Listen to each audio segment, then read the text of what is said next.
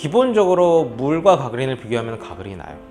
왜냐하면은 일단 기본적으로 향, 방향제로서도 조금 더 효과가 있을 거고요. 일반적으로 그런 가글 용액 같은 경우에는 그냥 물은 아니고 그 안에 계면활성제 같은 성분이 좀 들어가 있어요. 그렇기 때문에 계면활성제가 뭐냐면 결국 약간의 어떤 세제처럼 어떤 표면에 붙어 있는 그런 이물질들을 씻겨 내려가게 해주는 물질이거든요.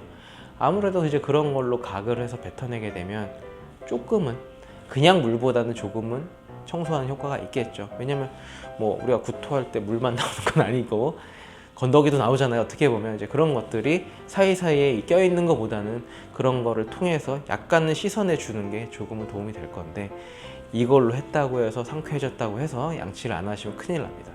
구토하고 물로 헹구고 주무시는 게 제일 안 좋은 거예요. 그럼 정말 큰일 나는 거죠. 그런 게 뭐 하루 그런다고 큰일 나진 않겠지만 몇 번만 쌓여도, 왜냐면 우리가 주무실 때 몇 시간을 그 상태로 유지하게 되잖아요.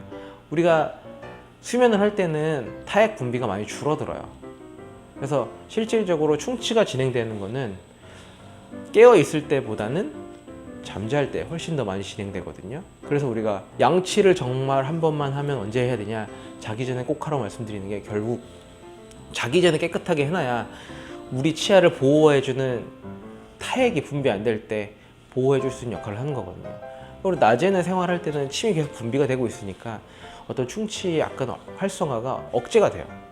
하지만 우리가 잘 때는 우리 몸의 신진대사가 다 떨어지기 때문에 타액 분비도 많이 줄어들어요. 그래서 우리가 자고 일어났을 때 입안에서 냄새가 많이 나는 것도 타액 분비가 원활하지 않기 때문에 이게 세균도 많이 죽어버리고 마르니까 또 냄새가 나는 거예요. 그래서 타액이 계속적으로 깨끗하게 계속 막 분배가 된다고 하면은 입에서 냄새 나는 것도 적겠지만, 실질적으로 우리가 수면하는 동안에는 타액 분비가 많이 줄어들어요.